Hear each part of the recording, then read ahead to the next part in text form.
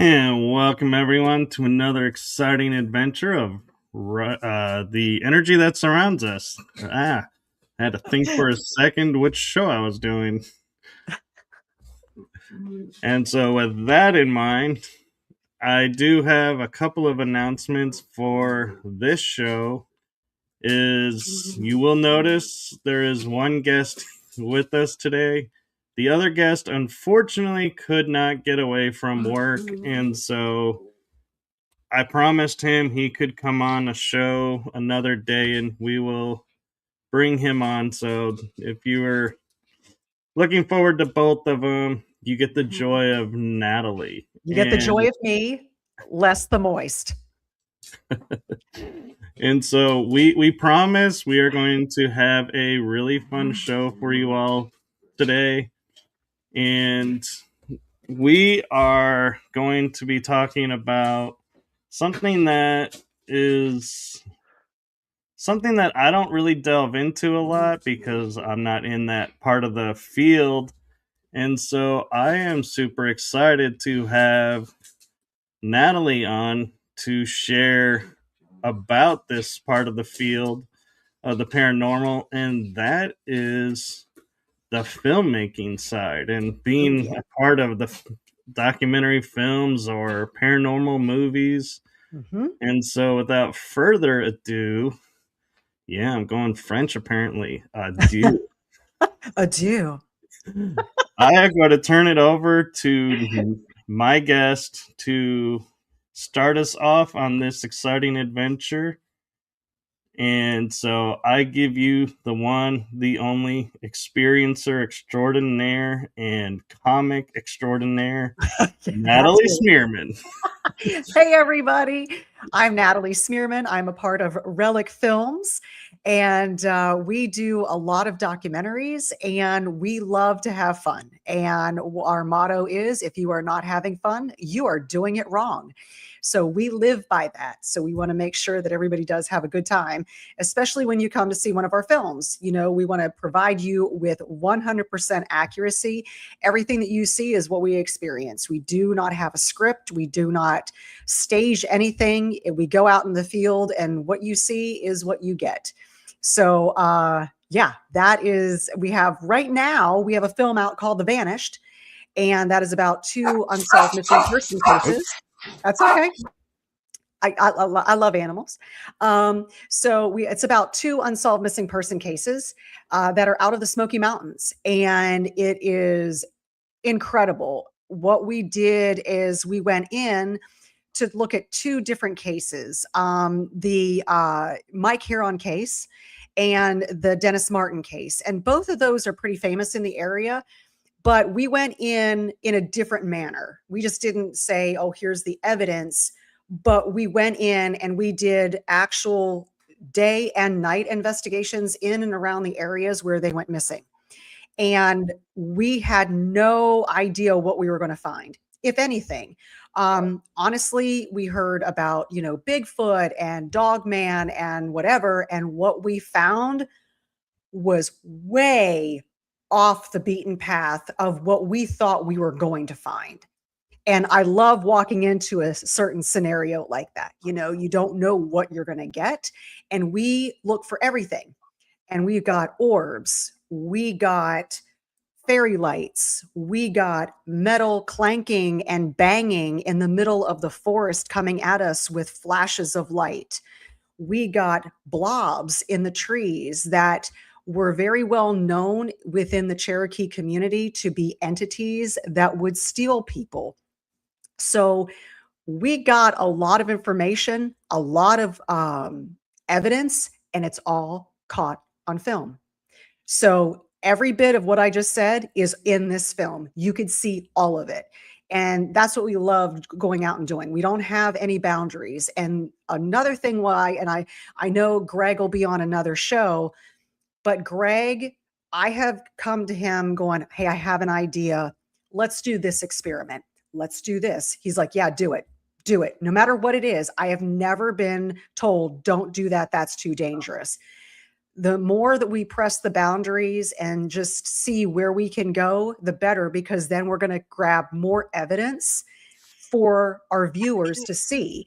Because not always are you going to have somebody going, you know what, I'm going to go do a night investigation in the middle of the Smoky Mountains, and we are with cameras, and we're going to capture this in night vision, and we're going to capture this on a thermal, and we're going to capture, this person's reaction.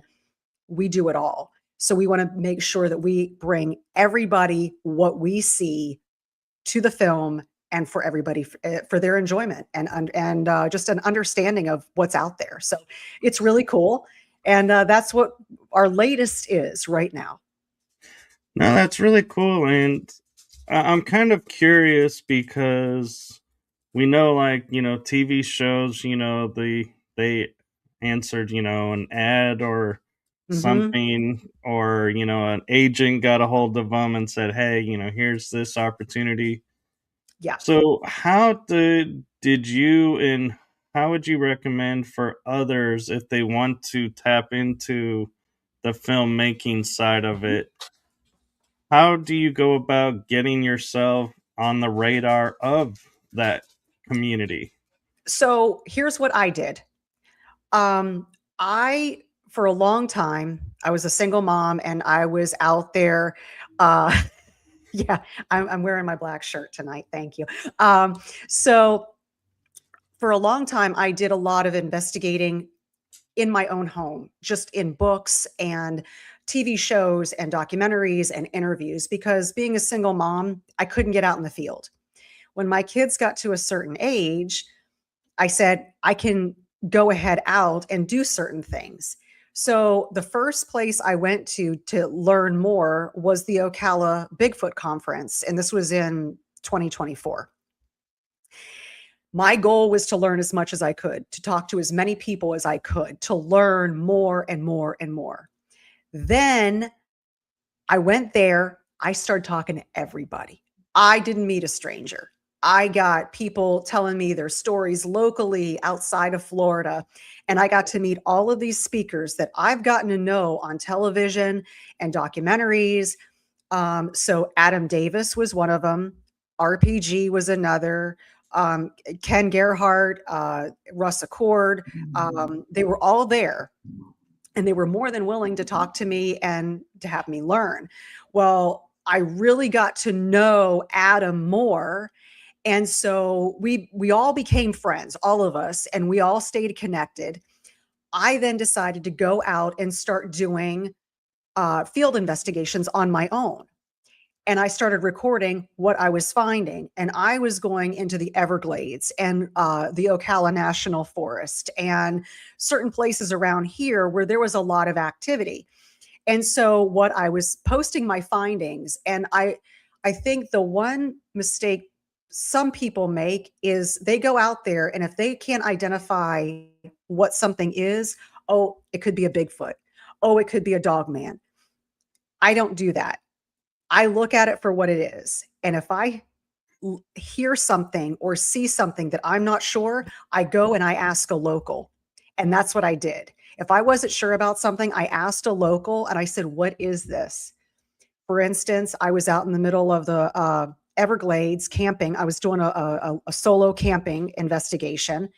And I had, in the middle of the night, I heard a chirp, a bird's chirp. Birds don't chirp in the middle of the night, which woke me up. And then a few moments later, something very large walked past my tent, stopped, and started. It sounded like a young child trying to talk, but just it was gibberish. And I'm laying there very silently. And the mistake, an early mistake, novice mistake, I didn't press record on my phone because I'm just laying there like, what's going on? I sit up very slowly. By that time, it had already left. Well, I started asking some people that weren't really locals. They're like, "Oh, that was a skunk ape. You came across a skunk ape, or you came across this." And it was like, I need to know something a little bit more. So a lady that I ran into, she goes, "I know a local biologist." So she called the local biologist. They're like, "Oh, yeah, that's a Florida panther in heat. A male Florida panther in heat makes those noises." I called a friend of mine who runs a wildcat refuge and I said, "Is this accurate?" He goes, "Oh, absolutely." So you really have to weed out the evidence that you find. And after everything is weeded out, then you can make a determination of what it really is. If it's nothing that you can identify and nobody can identify of what it is, then you've got to think about outside the box. Is it a cryptid? Is it paranormal? Is it something else? So that's what you have to really look at. Because I looked at it that way and I produced my findings online, people were watching. A lot of people watch this stuff. What did she find? Maybe I should go down there and find out something else too. A month later, we went down there and found a structure that we couldn't explain. This was in the middle of the swamp, and it was a massive structure, very long structure. And this is not tree fall. This was pushed and maneuvered and balanced in a certain way. This tree had to be 30 feet long, long ways, balanced. Nobody's out there. So then we had to say, this is something that we're not sure about. So that is something I recorded, I posted online. Because I'm finding these certain things, then I was contacted by Adam the following February going, "Hey, I'm partnering with Relic Films. We already made a film. We're looking for someone to come in and take a look at things in a way that you're measuring. Not everything is a cryptid. Not everything is paranormal. We're going to look at it with fresh eyes. And what is it? Take a look at a scientific methodology of looking at things." So that's how I got involved with Relic Films, is because I went out, I networked, I talked to people, I asked questions, and I did my research in a scientific method and really just put it out in front of everybody to see. So I want to share all the evidence that I find. I want to share that information with others. And that's how I got involved. No, I know it's really it's a cool. long And no, I appreciate it because there are people out there who, often wonder, is, how, that works and everything. And one thing that kind of popped in my head, though, as you were sharing your story, is going single mom alone in the Everglades. Mhm. How is that a good idea? It's not. But you know Well, what? I wanted to do something and you make yourself look vulnerable to lure something in. And that's what I did. And for those of you who don't know me, I always carry bear spray. Always. I don't carry a pew pew because I don't want to hurt anything. I want to stun it enough to keep it away for me to get away. So I always carry bear spray. So I had my bear spray and my knife. no. So I figured if there's anything around, like a bear, a wild boar, a panther, anything like that, I know bear spray is going to work. So that's why I carry it all the time. And it has saved me now twice. No, and that's good. And you know, I was actually meaning it more of admiration of wow, having the courage to go out there, and do it like you're saying, being, vulnerable and everything. And a friend of mine, Iron Bear, is saying, "Wait, Mhm. birds don't chirp at night. What about city birds?" Mhm. Just curious because I hear chirping at night, and I know the exact bird noise too. East Carolina bird. Yeah. So you're right. City birds do chirp at night, but not in the middle of the Everglades. I was in a Right. swamp, and that's a little different. So I should have clarified that. So when you're in the swamp, there's a lot of predators around. There's snakes, there's gators, there's crocs, there's all kinds of non-indigenous snakes, like you have your pythons, your boas, and different things like that. So you really don't hear birds chirp down there at night. And I should have clarified that. But yes, you can hear a bird chirp at night. And if it's being attacked, you'll hear chirping over and over and over again. But if it's just a single chirp, and what I didn't know until that night is that male Florida panthers, when they're in heat, will chirp like a pretty little bird. I didn't know that. I didn't either. But if you go on YouTube and you type that in, male Florida panthers chirping, you will hear the prettiest little song out of them. So I did that day. I looked it up and they do. It was really cool. I learned a lot. No, that's cool. And you have a fan in the chat room as well. Am Yes, I Mickey. cake? I'm a fan of hers as well. She says you're great to ghost hunt with Mhm. and Bigfoot. Yep. And We did some ghost hunting in Missouri, which was really a lot of fun. it seems like though the everybody likes to say I'm odd. And I'm like, that seems to be the growing trend in the paranormal community is the odd people seem to do really well. But the more like trying to be the normal people tend to, I feel like, kind of do like one or two and disappear. And it's funny you bring that up because we have a paranormal documentary coming out in September called The Awakened. And we wanted to do something a little different. We wanted to give a totally different view of paranormal investigations, which I think this film is going to be amazing because it shows a whole different side. And I think people will take a look at this going, hey, that's really cool. Because spirits get bored.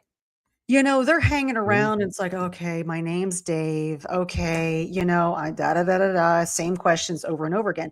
What if we went in and entertained them? And that's what we Yeah. did.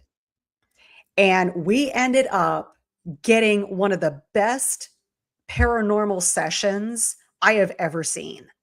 And it was because we just had a get together and we invited the spirits of this haunted house to come in. Like, come on in. We're having a good time. We had drinks. We had a bar set up. We had all kinds of snacks.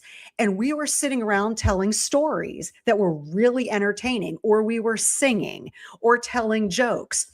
We had cat balls going off. We had bells going off, EMFs. We had all kinds of stuff happening because we were entertaining them. And every time we said something funny, everything just went off.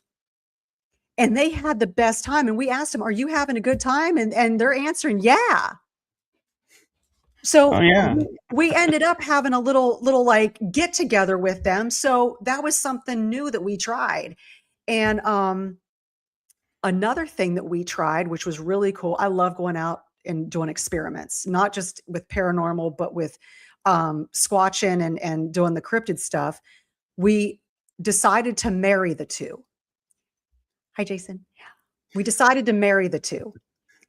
And we went out squatching in an area and we wanted to see, do the spirits know where the squatches are? So I took my dowsing rods out and realized that, Sasquatch is not a normal term used in history. Neither, and Bigfoot is more of a recent term, recent within the last few decades. Right. So these spirits were very, 1800s ish. That's where these wars happened. So we went in with our dowsing rods and we said, "Hey, have you seen a hairy man around here?" Yes. Can you point in the location in where they're at right now? And they pointed. So we went down the road, and this is a large area. It's not a small area, it's a large area. So we were going in different parts of these acres, and we pinpointed where all these spirits were telling us to go. And we got to the area and asked the spirit there, "Are there hairy men here?" "Yes." "Where?" And pointed right into where this was. And it was an area of heavy, heavy brush near a lake in between everything. So we pinpointed it right to a point. And I said, "Are there more than 5?" "No." So there's less than 5? "Yes." "Is it a family unit?" "Yes." "Is there a juvenile?" "Yes." I'm like, that is going to change the trajectory of how we are going to investigate. So we decided not to go in and scare them. We're going to go in and we're going to set up a little campfire and we're going to sit around and just talk very calmly, maybe sing a song, very, very subdued. And we put microphones out and we started hearing movement. And on the microphones later, we heard them breathing and they started moving through. And so we got them moving through. We didn't see them because the brush was so thick and we didn't want to scare them because there was a juvenile there. And so they just stood there. They were behind me and just hanging out, listening to us. And once they realized that we weren't a threat, they moved down to the lake. I assume they went fishing. And a couple of hours later, they came back and moved through and just moved back to where they were. So it was a really cool experience. We did not get visual confirmation, but we did get how they projected their energy. And I don't know if anybody has gone squatching before, but when you're in an area where there's a squatch, they project energy and they want to know more about you. It could be that they could be aggressive or they're just interested, and they were just interested. And we kept feeling their energy. It was like a massive rush of energy would just hit you, and you're like, whoa. And they kept doing that to each and every one of us, but they were more interested in the females than the males. They kept projecting their energy onto us. Like, what are you? This is really interesting. You're a female. And so it was all the females that got hit. And then all of a sudden they just moved on. It was really a cool experiment. So, going forward, we will be using the dowsing rods to get the spirits to kind of give us direction as to where to go. No, that's actually brilliant. And I can kind of attest to that because I was in Arkansas doing sky watching, and the property is known to have Bigfoots. And we saw the, X's and everything, all the signs. And then I saw this really tiny, like, where the ground is here and the rocks were like an arc stacked like that. And I was like, that's a portal. But that's a really tiny portal. And it was literally right in front of an X. And so I was like, Mhm.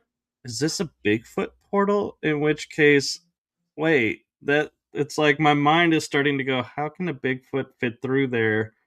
And then I'm like, well, I'm also kind of making the assumption that he's going to physically walk and he doesn't Mhm. change into energy and go that way, in which case he does fit.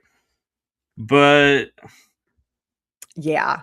when I could hear them out there, and I feel like a lot of it was more of like, they're saying they're checking us out. Mhm. I'm also feel like they're checking out to see what's our intention, what's Mhm. our mannerism, how are we going to react? Because I feel like they're one of those intelligences that are out there that I go, yeah, if you're in there just to get us on film and you have Yeah. no real interest in us, we're walking on. Yeah. But if you have genuine interest in us, we Hmm. might stick around. Yeah. They're not dumb. They're very smart. And they know they can detect electronics, they can detect metal on you as well. And so they're very, very curious, very curious. And it was just, hi, Terry. Um, it's really amazing what they're able to do. And the reason I keep going out and looking is because I want to learn more. And how often have you heard of people saying, I saw a Bigfoot and it turned into an orb and then just disappeared? Or vice versa. I saw an orb and then all of a sudden this Bigfoot appeared. I personally witnessed a Bigfoot walking and vanishing in the thin air. I'm like, how does that happen? So you hear about this cloaking. I don't know anything about that. I really don't. I wish I knew more. But that's why I keep going out. Like, what is that? How do they do that? Can they bend energy? Can they manipulate energy? Can they go in and out of realms that easily? How do they do that? So it's really, fascinating to me to learn more about that from a scientific perspective. And, to see that with my own eyes, and I'm going, did I just see that? Like, what is that? And this is after we saw a portal and after we had 3 rakes come out of that portal and one charged us. So a lot of stuff happened that night. And so then when I saw that Bigfoot and it just disappeared, I'm like, this is the most fascinating night of my life by far. And that kind of goes into my theory of, because we talk, everybody says, oh, I've seen where Bigfoot was, we've seen their footprints, but then they just stop and there's no buildings, there's no structures Yeah. that we would identify. And so it's like, well, where did they go? Mhm. Are they still there? And a theory I started to come up with is they're probably interdimensional Mhm. and they reached their portal, left to go where they're going. And when we look at some of the photos to where it's like it's clear everywhere around, but the Bigfoot's blurred, I'm Mhm. like, well, if we take the energy of one portal and there's another portal nearby, everything in the middle is going to be Yeah. out of phase. So, what if Mhm. that photo is a Bigfoot going from one portal to another? Yeah. Would that make sense why he's not in focus, but everything else is? And everyone's like, well, where's the portal device? I'm like, it's nature. Yeah. Nature has its own portals. There are Yeah. no metal rings like, a Mhm. Stargate portal that they need. They just make their own. Exactly. And they will just it just opens up, and I've personally witnessed it. Greg has personally witnessed one. The portal I saw was a perfect oval shape with it was a bluish white with little twinkling lights around it, like little fairy lights. The portal, well, Greg saw that portal as well, but the first time Greg saw a portal, which he'll tell you, it was an actual rectangle, and he saw what was inside. Now, I've never witnessed that piece of it, but the portal I saw, I'm just like, what is happening right now? Because there's nothing up there on that tree line to create that light. Nothing. Because we had staked out, we looked at the whole property before we went that night. There is nothing there. And there's nothing around for miles. And so we were out there pretty much all alone. And when that portal opened, and those creatures crawled out on all fours very aggressively, I was like, and I had only heard about things like that happening. I'm like, oh boy, here we go. And I'm warning the others. I'm like, I have a crawler at my 12 o'clock. And I'm like, I have another one at my 12 o'clock. Here's a third one.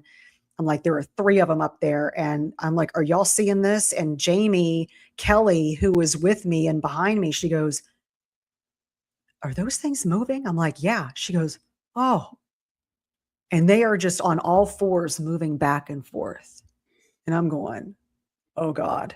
And then that's when Greg goes, let me see what I can do. And he let out this long growl, very loud, very guttural growl. And one of them came charging at us. And it galloped and just, it was creepy. It was long. It was lanky. It was just the creepiest thing. And we're like, and I went for my bear spray and I lunged forward and I hit it and it stopped and retreated back. Of course, we had to all retreat back as well because it's bear spray. And as we got to the bottom of the hill, we had already been surrounded by a lot of activity and sounds. And then all the activity and the sounds started moving in. We heard what sounded like a woman screaming behind us. And we turned around and there was a bipedal creature in the meadow behind us. And we caught that on film. And then we had a weird dog that started to bark. And I'm going, what is that?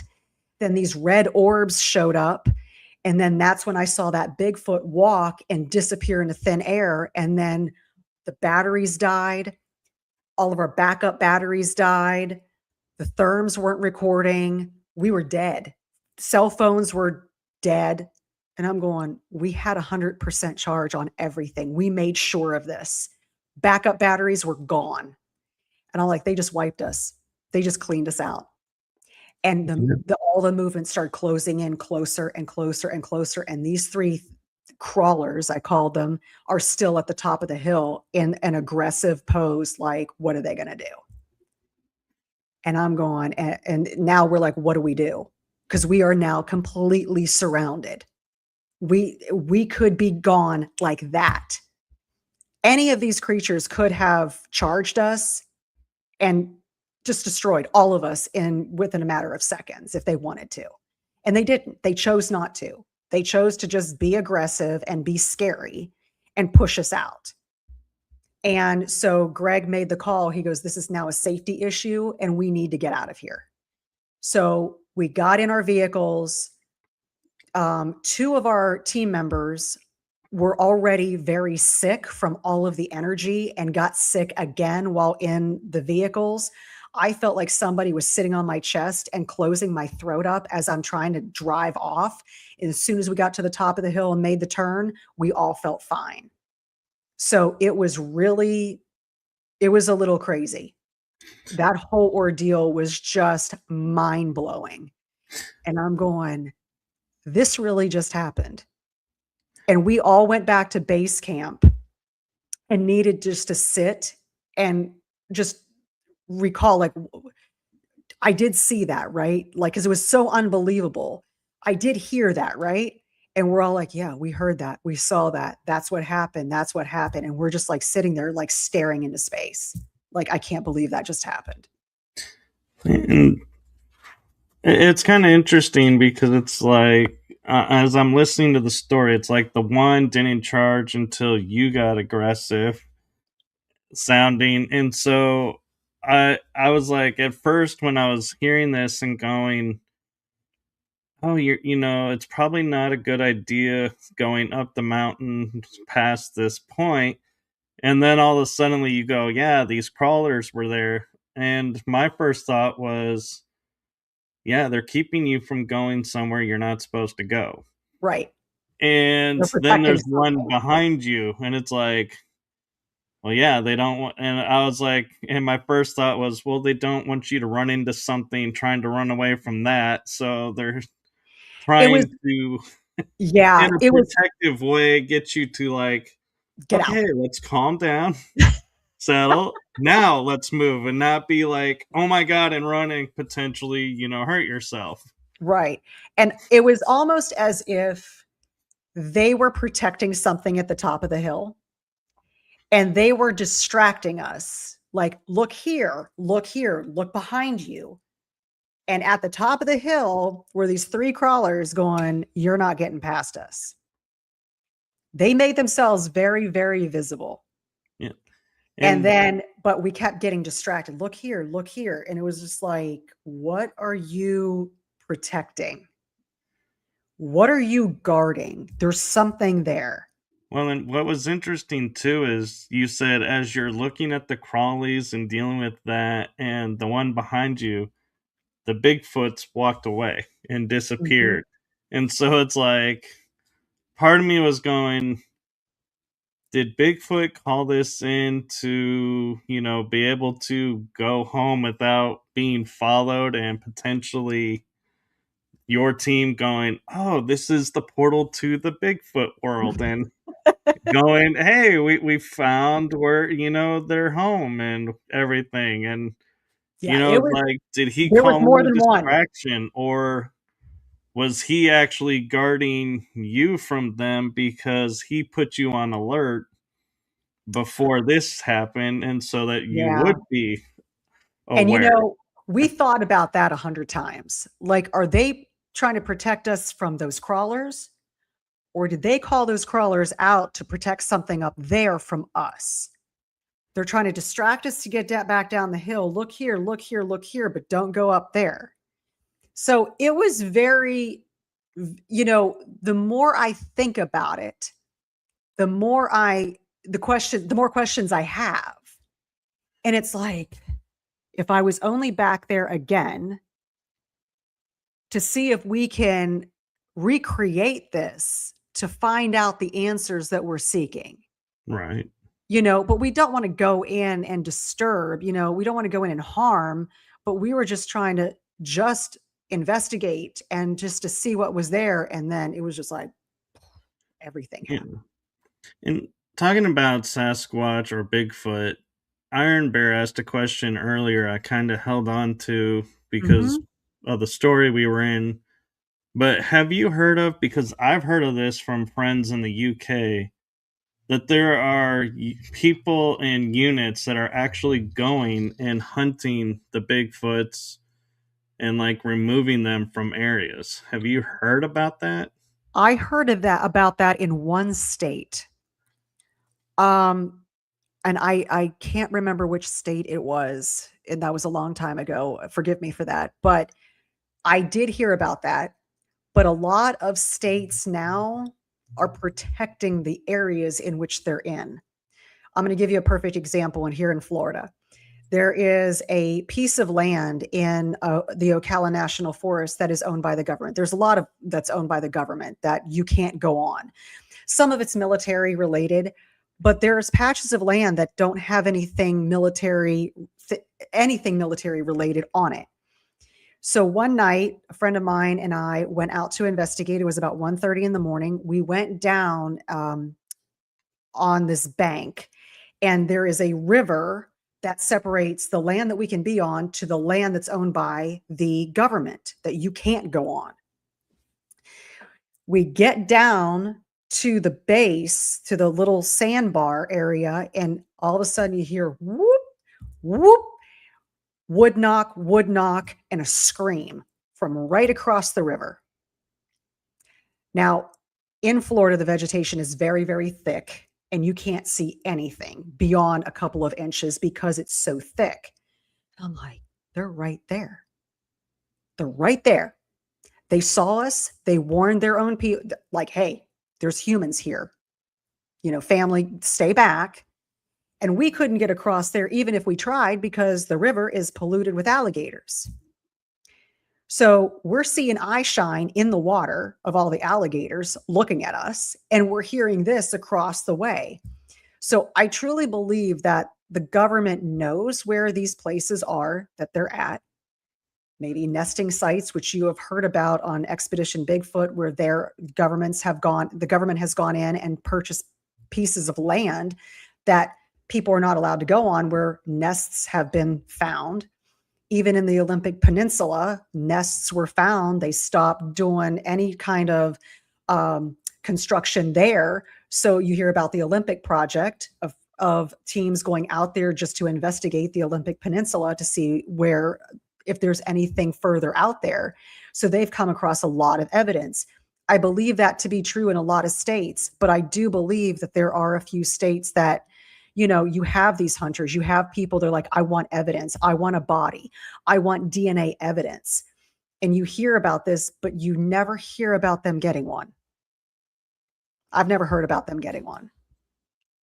Yeah. Well, it's, people can say they got one, but then it's like, yeah, but then they never actually show. Mm-mm. And it's like, or if they do show, it's like that proverbial, like, looks like that costume one. And so you're like, Right. did you really, or did you just get the drunken guy that decided to put on a costume and, you know, Yep. get his $20? Bob down the street was promised a six pack. I'm just saying. Yeah. But, So you just don't know. yeah, and going back to the crawlers, Terry has an interesting question, and I Mhm. don't know if with your research, delve Yeah. into this type of it, but she wonders if the crawlers could be hologram technology. That is a fascinating question. Really a fascinating question. I can tell you, I don't know. I know what I saw did not look like a hologram, but I'm not saying that it wasn't. If it was a hologram, it looked very, very real. It was very three-dimensional and it looked, it was coming straight at us. There was nothing glitchy about it. It was coming straight at us and galloping. And it was rather profound. I mean, we were on high alert after that because Greg went to reach for his pew pew and I got to my bear spray first because I'm like, if this thing gets past us, because I had two members of our team very, very sick from all the energy, and they were behind us. Yeah. And if that thing got past me, I didn't know what they were going to do to the two ladies behind me. So that's why I went for my bear spray and just shot it first. Um, I don't know if they could be holograms, but it is a fascinating question. Absolutely fascinating question. That's the first time I've ever been asked that. And it's something absolutely to look into because you don't know what another dimension has. You don't know what even the US government has or any other government has. The technology that they hide from us is, you know, Well, pretty profound. I I can tell you, I saw a show that was coming to a performing arts center, and it was a music concert, and the musician is someone who had passed away, and as Mm, a tribute, their deal was they were putting a disc in the center of the stage, and on this disc was this performer, and you're watching this performer and you're like, oh my god, that really looks like yeah. the artist, and it's solid state. Mhm. It's like you're sitting there and you're like, if you didn't know there was a disc underneath, you would not know this was a holographic image. Yeah.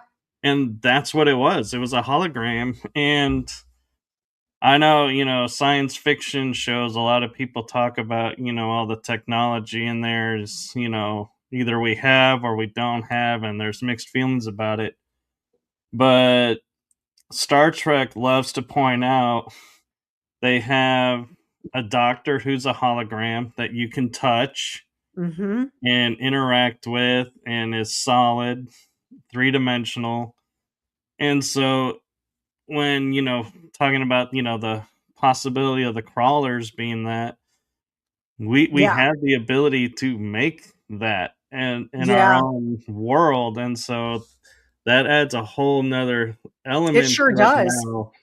It sure does. I mean, anything is possible. And Lord knows I have seen so much now that my thought process 2 years ago of what I thought was real, has completely changed. It has evolved. I have a Mm, whole different perspective on life and the world and all of the different things that are there with us. and here's an element too to add to it is, because we have AI around now. Could, and I'm not saying this is what happened with you guys, Mhm. but could there have been a camera system there that saw you guys coming and was like, well, what is something that would freak these people out? And AI goes, hey, what about these crawlers? And started Mhm. generating holographic crawlers to keep you at bay from It whatever's up there. worked. Cause like, and so, and that's something we're going to have to face, pretty soon is, Mhm. AI generating stuff Yeah. is it being used for security and Mhm. generating this? Yeah. It really is. It's incredible. And to answer this question, that is a great question. I know that they tried to get to a location. I don't know if it was the Olympic Peninsula. I know it was somewhere in and around the Pacific Northwest where they could not go any further because the government owned that land and they were not allowed to cross it. And they knew that there was activity in there. Thank you, Jason. So it was really, it was an incredible story because now you saw firsthand that, yeah, the government's buying up this land.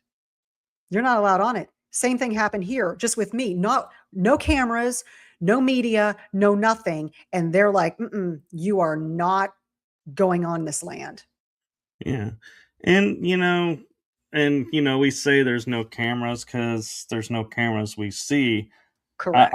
I kind of had the feeling, because I seen back in when we were in, was it Desert Storm or another one where a soldier was holding up a piece of fabric and all you saw were the arms and the head and his feet, but the rest of the body matched behind.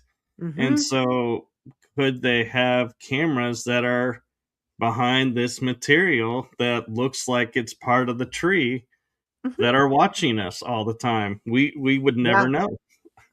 Literally anything is possible now because of the technology that is being created. Technology that we don't even know anything about that they already have. I mean, look at the military right now.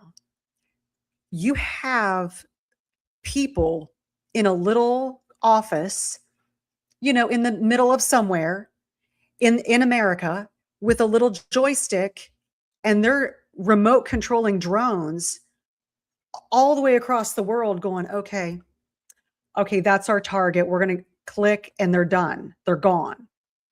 Yeah. And you can see that target very, very well. And So, talking yeah. about that, I wonder if you caught when we had all those drones in the air on the East Coast and they were trying to figure out where they came from and everything. Mhm. And the government's like, we have no idea, this isn't ours. Yeah. Did you notice what the Navy put out at the same time? They had a No. commercial where a ship opened up a couple of doors on the platform and a bunch of drones came up out of the ship. And I was like, wait a minute. We have a bunch of drones in the sky over our air in our airspace. We say we don't know where they came from. And then we had the Navy showing we had the ability to launch from a ship a bunch of drones. I'm like, wait a minute. Am I the only one that's thinking there's a correlation here? Yeah. Yeah, I know. Isn't that funny? And um, it was interesting because I was sitting because I live very close to Port Canaveral. And so at night, they'll be doing experiments. And one night they let out all and large drones, not small ones. I mean large drones. And there had to be 50 to 70 drones that they just let off. And it looked terrifying, absolutely terrifying. I'm like, we're all like, what is happening right now? And I mean, they're all just going in formation, and some of them went off and some of them went this way. And I'm like, we knew it was coming from Port Canaveral. And come to find out, they were doing these experiments with these drones that somebody created, and they were just, oh yeah, it's not a big deal. We're just doing that. What? May want to let us all know. Scared the crap out of all of us. In Canaveral, when I was last there, they had the large SpaceX building, and so now it's like, yeah, you don't have just NASA playing around there anymore. Now you have No. other companies too, and it's like, Mhm. yeah, it's kind of quite an interesting hub over there. Yeah. Yeah, they have a lot going on over there. A lot going on. They do, and so kind of taking a step to something that we talked about earlier with, keeping everything real on like the movies and everything. Mhm.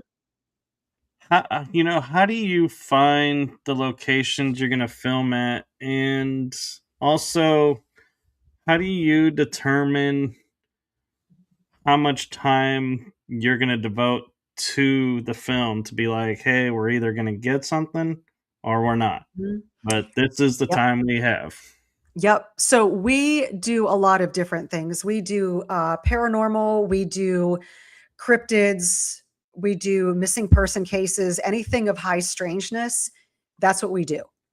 And we're constantly doing research into certain areas. And we want to, this film that's coming out is going to be paranormal. We have another film that's going to be coming out that's going to be all cryptid related. So there's a lot of different things that go into it. But we look for areas of, there's been a lot of activity happening. Let's go there and find out what's happening. If it's a place, let's just say the LBL, Land Between the Lakes in Kentucky, we need more than a day to go in there. We need a week because we want to set up shop. We want to do, some recon. We want to set, some parameters. Let's do some experiments, what's working, what's not working, and really hone in and get good information. For the paranormal, we go ahead and research different areas and different facilities that we want to go into that we know have a lot of activity. We'll reach out to those folks and saying, okay, we want to step in, we want to do some filming there, let's map out. And we do almost like a storyline. Like these are the experiments that we want to do. These are the people that we want to have. This is what our goal is. But with that said, our goal is a soft goal. It's not a hard goal ever. Because with the paranormal, cryptids, UFOs, high strangeness, nothing is guaranteed. You can walk into a facility and get absolutely nothing. You can walk into a forest and get absolutely nothing, which has happened. And that's okay. You record it, nothing happened. Okay. Was it how we approached the situation? Was it how we walked in? I can tell you, we have had issues before where we have walked in with a security team looking like armed guards in full camo gear and nothing has happened. That tells me having full armed security guards and full camo is not the way to go. That Right. is going to push everything away. They're not dumb. They're going to be like, listen, these guys have big guns. They go pew pew, and that's not okay. Yeah. Of It's like course, these guys are not gonna yeah, mess around. They don't have right. a sense of humor. Hey, Paul. So, they know. So they're going to be on high alert. If you go in there looking very vulnerable, not threatening, you're going to get more of a response. So, of course, we always take security into account. We want to make sure that, we do have somebody in the team that has a firearm.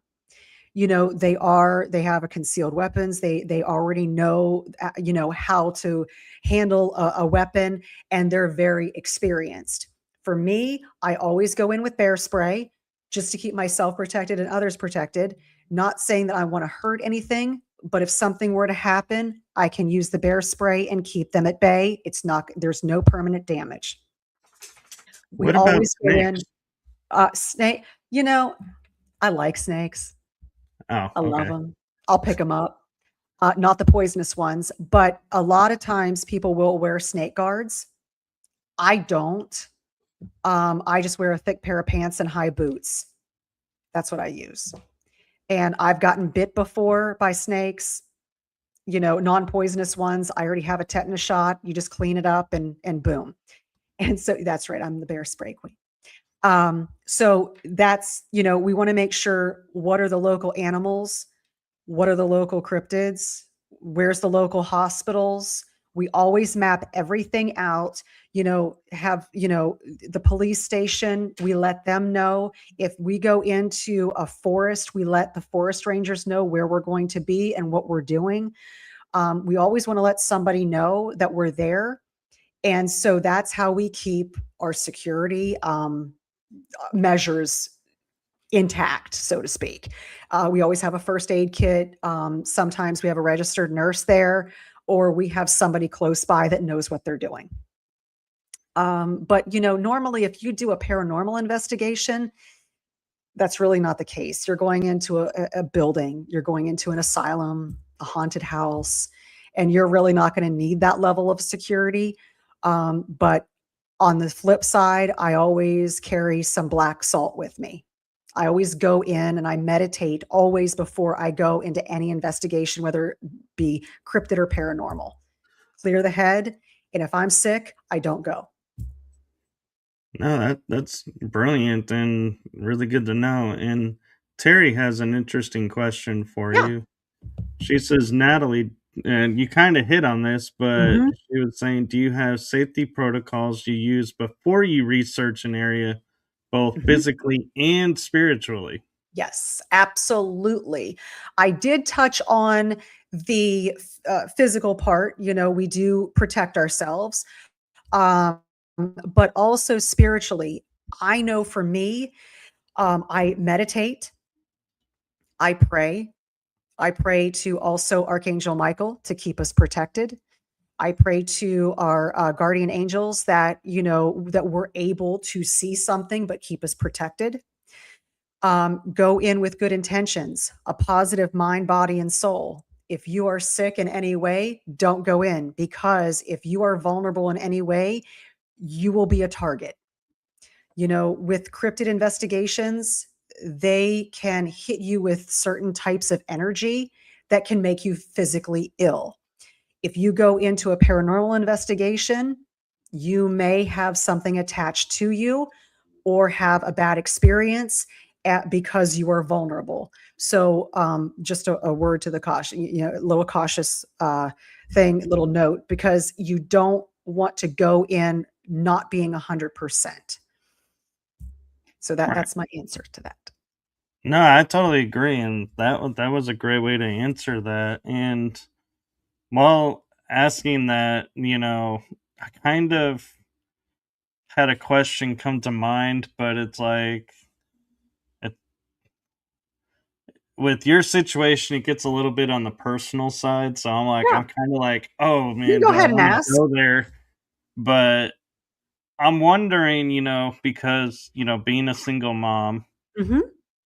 has there ever been a time, or do you think there will be a time when you will go on an investigation and your kids want to go with you and go on these? And would you be okay with that? Or at what point would you say, no, you have to wait until you're at least such and such an age? Well, my son's 21 and my daughter's going to be 18 this Saturday. So they're of age, but they're really not interested in going out, though they're interested in doing the paranormal, all for it. They would have to just take precautions like I take precautions, and I would be perfectly fine. If they ever asked me to go on a cryptid investigation, I would take them to some place that I know is rather tame. I would not take them into the LBL. Absolutely not, until they were more, I guess, seasoned with investigating in forests, what to look for, and having an experience in another forest before going into the LBL, because anybody that investigates in the LBL, you've got to know what you're doing. That place is no joke. That's 170,000 acres of high strangeness. There's reports of rakes, Bigfoot, Dogman, shadow figures, paranormal. You've got all of it there. And sometimes it can be rather overwhelming.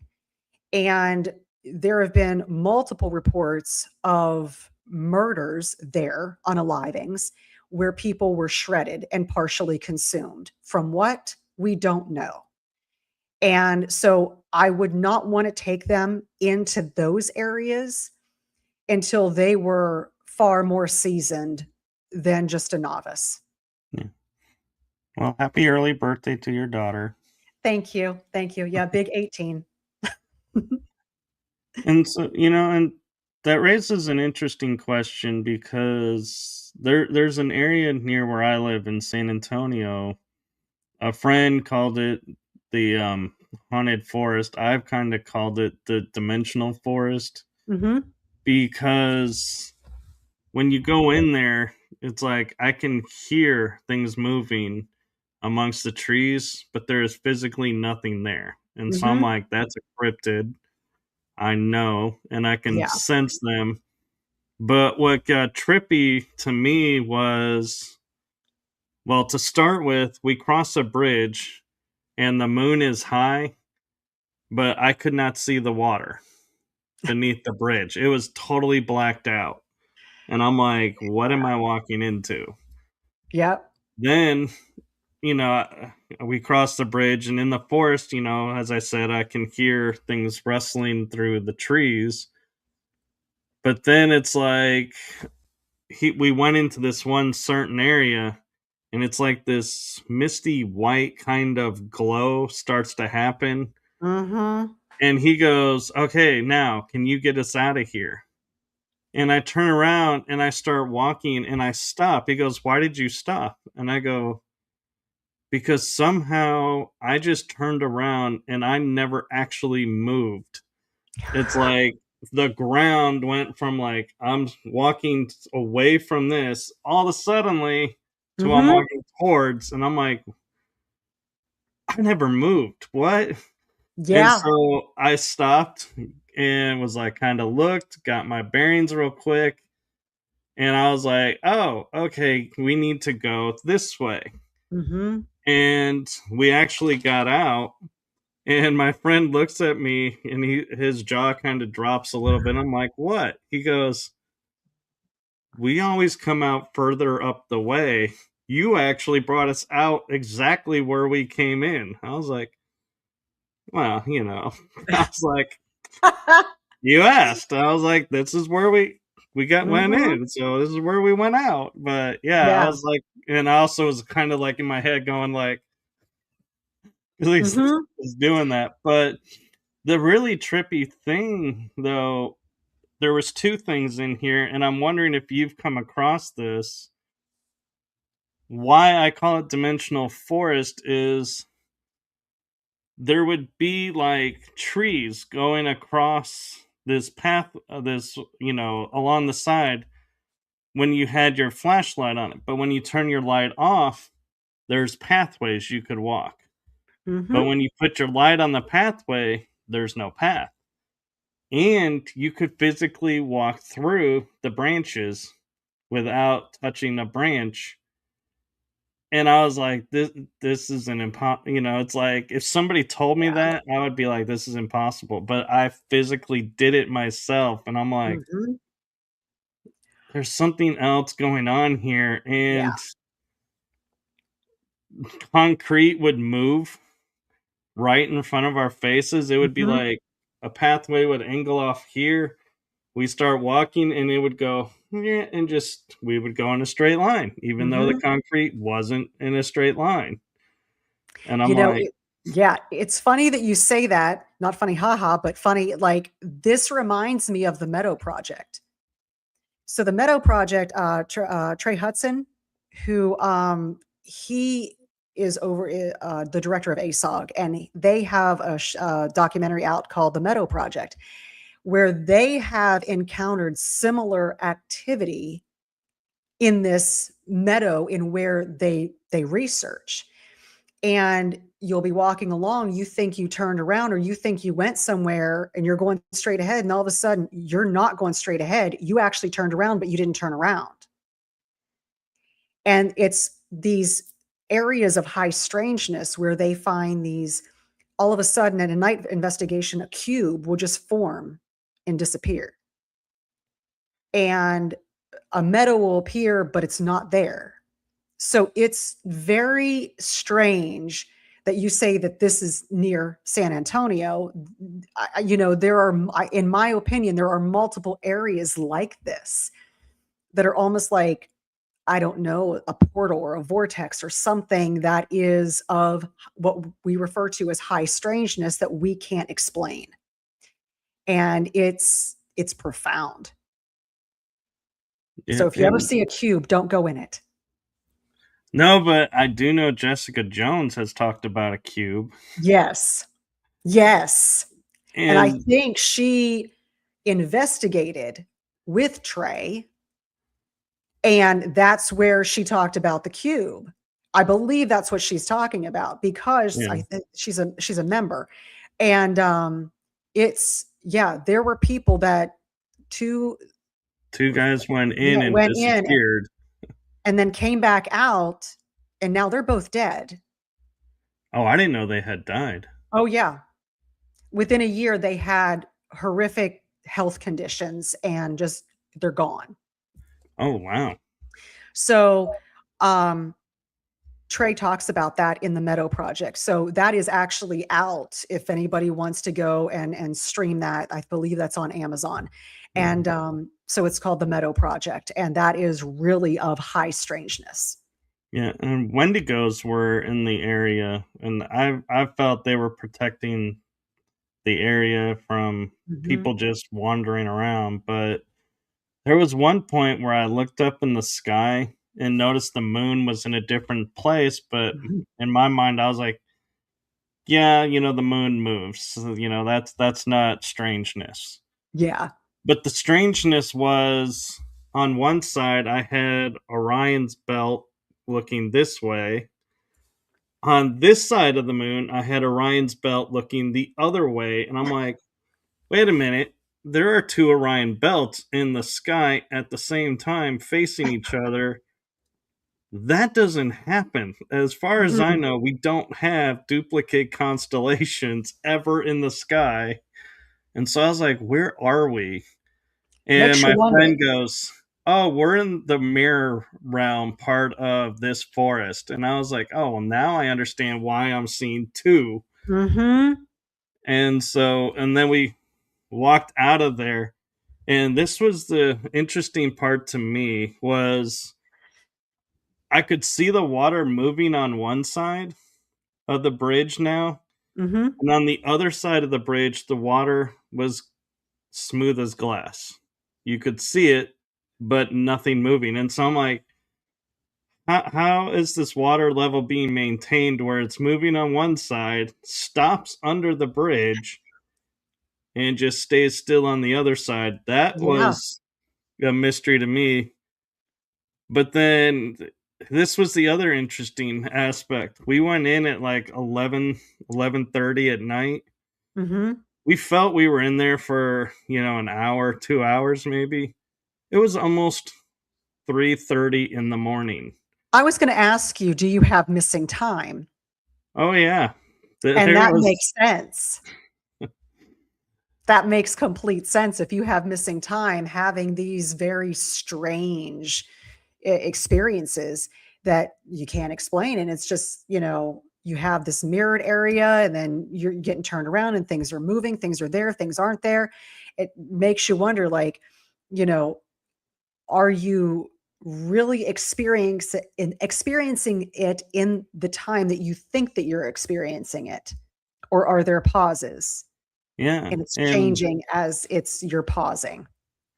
And it's been documented that indigenous tribes lived in this forested area, and they have some, like ruins or like building Mm. structures that are in bad shape blocked off. And I didn't know about the ruins or the one structure we came across in the mirror part. But before that, I had walked and I was trying to go further into this area that was supposedly, accessible. But all of a sudden, these vines that have thorns like came out of nowhere and were cutting my leg, and I had jeans on, and I'm like, how did you cut my leg? Yeah, especially And when you're standing in one spot. well, I was trying to walk, and Oh, it's okay. like I got entangled into it and trying to get myself free, and it nicked my right above one of my ankles, and I was like, how did you get through my Mhm. sock, my jean, and let alone nick me to the point to where it's like at the end of the day I'm still feeling this nick, and I'm like, hours later, I'm like, this doesn't happen to me. I'm one of those, I get like, I can be scratched by a thorn, and like in an hour I would not even know a thorn had scratched me.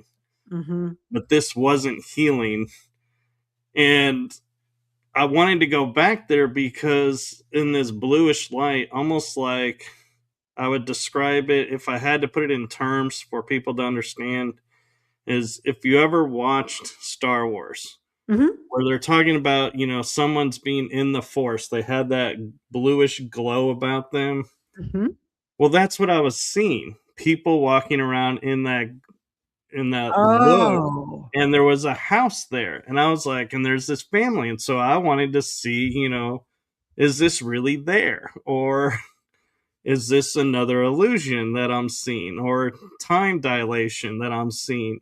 Yeah. And I couldn't get through. And when I finally got clear to the vines and came back through, I talked to my friend and I was telling him what I found. And he goes, well, I'm glad you didn't go further back. I said, why? He goes, there's a drop off on a river back there, and we probably would never have been able to find you or get you out of there because it's a really big drop. And I was like, oh, so the thorny things were keeping me safe. He goes, yes. Yep, they were holding you back. You're like, "You're not gonna go any further." Yeah. And so I always find it interesting when that happens because, a lot of times we sit there and we're like, we'll just say, oh, I couldn't get through because, apparently there was this bush here. And we're just like, okay, Mhm. whatever. And we just write it off. But it was like, my mind, I was like, no, that it's like, I could walk through trees. Why could I not walk through that? Right. They were making sure you stayed right there, And which I is was, great. yeah, The fact that they were keeping you safe, so that means that that's a positive area. I So know. And it kind of reminds me of another location I was at in Arlington. Nearby me is a park, and you kind of have to finagle your way through a little fence area to get onto this bridge. But there's nothing on this bridge. There's no lighting or anything, and so I'm walking my first time on there, and I hit a spot on the bridge, and my entire body like freezes, and mm, it's like everything tells me just stop. And I pause for a moment, and I'm like, well, there's nothing here. So I decided to turn my flashlight on. I am standing on the edge of the concrete. If I had oh, taken one step further, I would not be on the bridge. oh my word. So that's another moment where I'm like, yeah, the paranormal world really wants me around, because that was another Yeah. golden opportunity where they could have been like, They're hey, like, "We've join gotta us. watch this guy." They're He's like, walking, just not know where he's going. That would be me. I would just be like, la la la. There I go off of a cliff. Yeah. Um, Terry.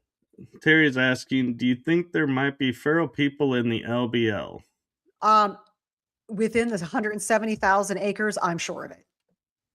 I'm absolutely sure of it. And I'm also sure that they are in the Smoky Mountains because I'll tell you, we got permission to go into Cades Cove after hours to do an investigation. It was myself and Greg and Paranormal 411. And we went into the Primitive Baptist Church to do a paranormal investigation. And we went on the grounds as well. And so before we went in, a ranger had told us, listen, we're going to let you in. When you come back out, just open the gate and you can leave and whatever, everything's fine. But they're like, and it showed us a map. Here's where you want to stay. And then they say, you see this circle up here? We're like, mm-hmm. They're like, that's where the feral people are. Don't go in this area or you won't come back out. We're like, what? They're like, we're like, that they're there. They're like, oh yeah, we know that they're there. So they stay up there and we keep everybody safe down here. They're like, do not go up there. So they're very well aware of where these feral people are. These park rangers and stuff, they know that land better than anybody else. So do I think that they're in the LBL? Absolutely. It's 170,000 acres. And the history of the LBL, points to where people were pushed out, a long, long, long time ago. And so people could have stayed and just lived off the land. And these feral people, they not just live off the land, they have their own language, they have their own thing going on. There is a theory or, a rumor that they could be cannibalistic.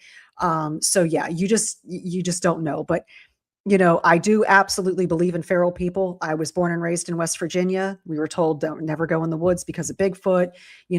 There are feral people out there that we do know. There's cave systems and different things that they live in. You just don't go out there.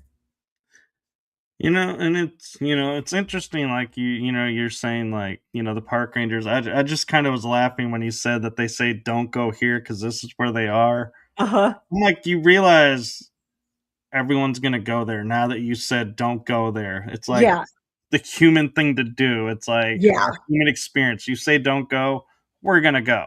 Right. We want to go. Like, what's that all about? Like, Yeah. and so, it's a cool experience. And we had a great time in Cades Cove. We got a lot of crazy paranormal activity. They did not want us there. Yeah, I'm curious. Have you ever done research around the Columbia River Gorge in Washington? Mm-mm. I was interviewing a gentleman who has an outdoor store there, and they have a little thing on in their store where you can write down your paranormal experiences. They've had portals photographed, cryptids, found there. And as I'm talking with them, he starts telling me this most interesting story, and my jaw just drops because I'm like, this is unheard of. In the 1940s, there is north of the River Gorge a nuclear facility for making nuclear weapons. It's part of the deal there. Yep. Well, the government is trying to keep it safe. And the Department of Energy puts out an article about this. Why the Department of Energy? I don't know. But I'm going to get to that in a moment. I'm going to finish setting up the story. There is a gentleman who's a scientist who has created this fish that is bigger, more meat on it, self-reproducing faster, and so we have a great food source, right? Mm-hmm.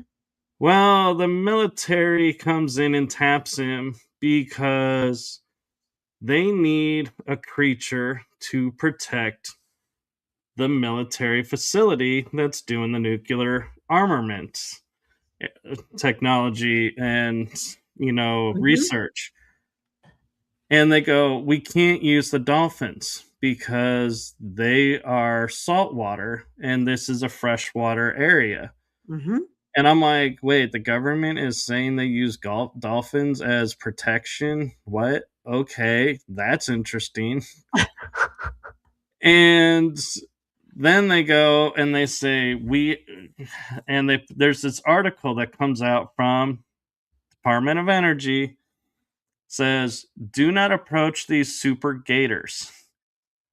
We have They have been modified to be able to protect this facility and have escaped from the facility. Do not approach. If seen, contact us. And I was like, wait a minute. Did they just admit to making cryptids? And he goes, yeah, they did. In the 1940s, they were making cryptids. They were That creating super soldier animals to Mhm. protect a nuclear facility. And I was like, and my first question is, well, if the gators escaped, how many others escaped? And is that what is now running rampant in the cryptid world in the US? And that's why our government kind of doesn't want to talk about the cryptids Mhm. because they're going to have to admit they made them. Yeah, and, that stems, the Mothman. Mothman is thought to have been a creation by the US government to protect a facility in West Virginia. Yeah. Mhm. And so, but I was less like, and my jaw just dropped because it's like, could you imagine today a government department saying, hey, Oh, we did this, please proceed carefully? yeah, like these super gators. What? And It reminded me of, Doctor Evil and the sharks with the lasers on the top of their oh heads. yeah, Don't know why I just thought about that. but and that's the thing. And like Iron Bear is saying, it sounds Mhm. like a three-letter building that's Yep, near me. yep. There's so many like cryptids that it's like, and they operate only in specific areas, or this or that. Well, somebody, when I was on an interview in the talking to a friend in the UK, they go, hey, have you come across the Dogman in Texas? I'm like, the what? And they go, yeah, there's Dogman in Texas. I'm like, Mhm. you talking werewolf? They're like, no, Dogman. I'm Oh, like, man. okay. Yeah. Well, I got to research this now. And so I did a whole video back in my origins where I didn't really know what I was doing. And so it's a bunch of placard of information of Dogman sightings and where they're sighted, and Mhm. all this research that I did. And I was like, okay, here's my attempt to figure out who and what Dogman is. Well, where do they, what time of day do they come out? Well, they come out in daytime, nighttime, afternoon, it doesn't Mhm. matter. That's Yeah. unusual. Hmm. Well, what season do they prefer? Well, they're out in the cold and the heat, so that doesn't Mhm. matter either. No. And I'm like, do they favor the north or the south? Well, they're all over, so there's not even a geographic. So basically, this thing could be anywhere, anytime, and in any spot. So Yeah. sleep well. Yeah. Good luck, There's, everybody. You know, because we hear and like Mothman, he comes out at night yeah. usually, or in Chicago, he's kind of been sighted in like dusk or towards Mhm. afternoon time. But so many of them, it's like we hear they're only at certain times of the day, so you can be safe, walking around in your mind, going, okay, yeah, avoiding this. Mhm. But Dogman, when it was like, yeah, there's no rhyme or reason, there's no anything, Yeah. it's anytime, any temperature, anything. I'm like, yeah, good luck if you come across one of these. Yeah. Exactly.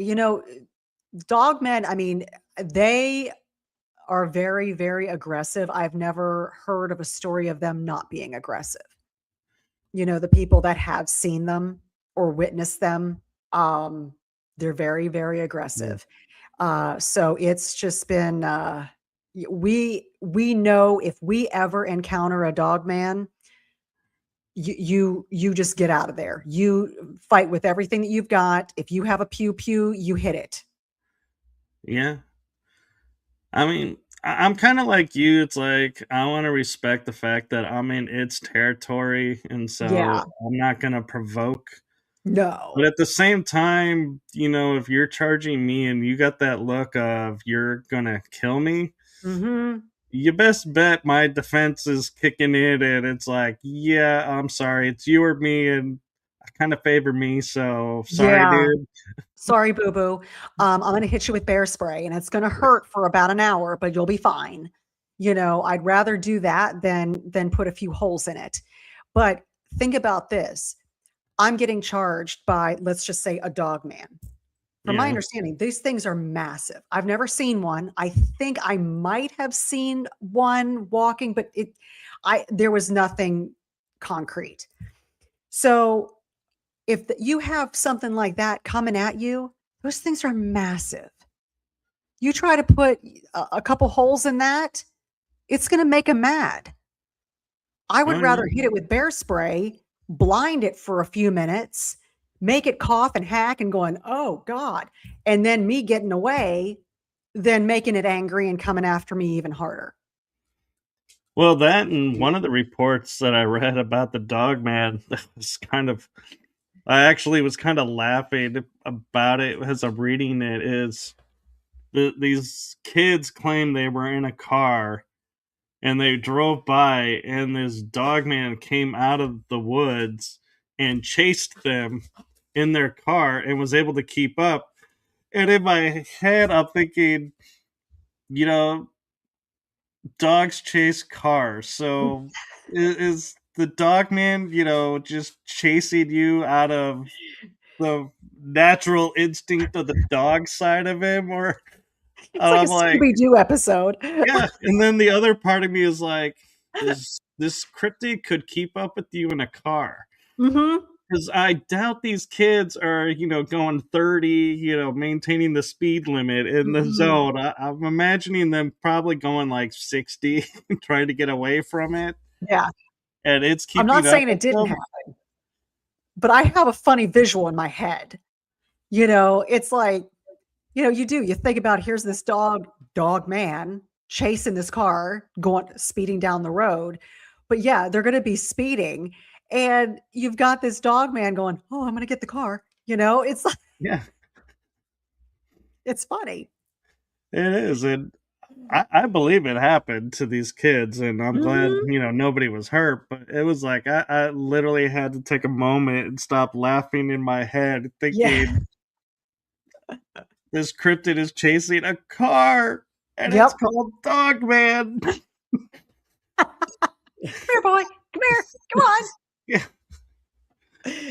Yeah, on. and that's the other thing. I wonder, how many times, has, like somebody come across a Dogman and been like, oh, here, and throw like something at him, thinking, Yeah. oh, it's like a dog, and Yeah. give And it you a gotta treat, figure, it'll go away or calm down. right. And then it's And like, it's no. probably they're like, why did you just throw this crap at me? You just littered on this land. Oh, you just messed with my turf and made it bad. Yeah. Unless you're gonna give me something really good. Yeah. Just saying. Oh, that's too Uh, funny. that Yeah. is. Oh, honest content 17 says we honestly don't know. Our reaction may be as they can inject a deep internal fear, train your mind, and then train for the attack to save your life. Well, Yep.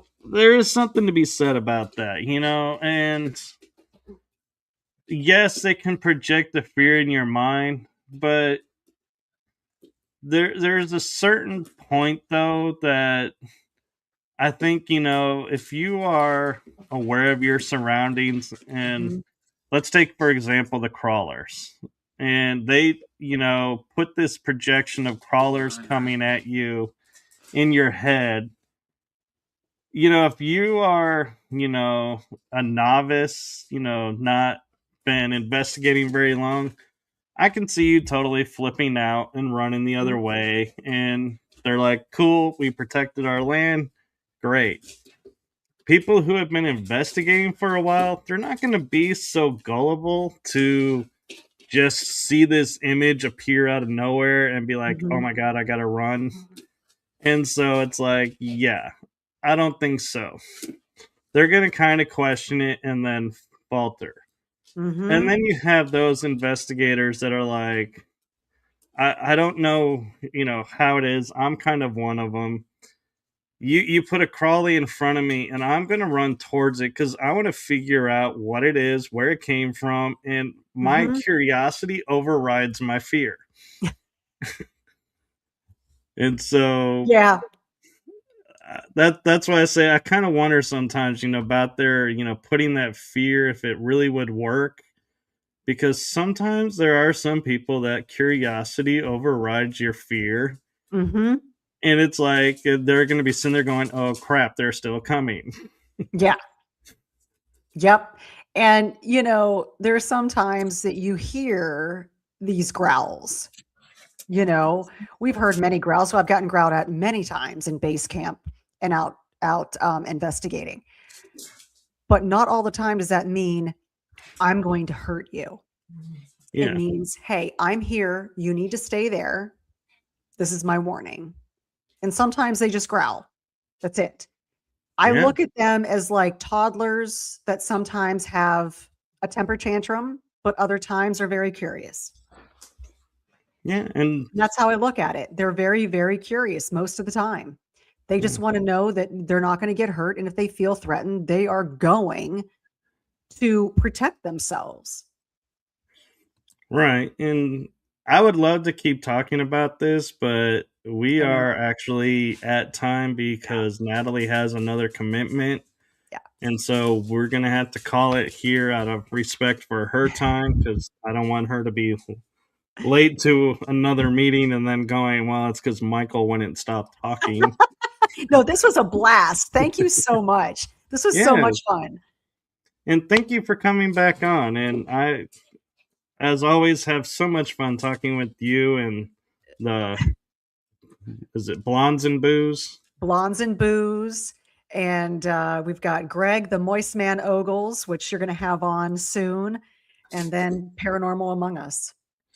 Yes, and so I'll have to get Paranormal Among Us on. Yep. Paranormal Paul. He was in chat earlier. So Yeah, that's where I'm gonna be at in about 30 minutes, well, less than 30 minutes. I think. Wait, was I on that show? I don't know, were you? I don't Uh, recall. I don't remember the title of the one, but I was on a show with you, I and I think that was think it Blondes was and Booze. no, it was you. But I think it was it Paul or he had to leave early. that's right. And it was me and Jamie. That's right. Because Yes, I remember it was like, no, I was with a woman. No, that was Jamie. And we finished it out. That's what it yeah. was. So yeah, we have to get you guys on my show, and so thank you so much for coming on. Tell Thank everyone I you. said hello, and always a pleasure. And as always, Natalie, thank you with from Thank you. my heart to you, from my shows and from me. Thank you for what you're doing. Oh, that's Thank so you for nice. Thank being you. you. Oh, thank you. I try to be me. And, if anybody has any questions, just reach out to me because I'm more than happy to answer questions. Well, and with that in mind, like, subscribe, follow along with Natalie on her things. Follow Relic Movies. Mhm. Follow my stuff because you never know when we're going to be popping up on each other's shows Yeah. and films coming out. So thank you so much. Have a wonderful evening. You too. And with that, I'm going to say good night, everyone. Good night.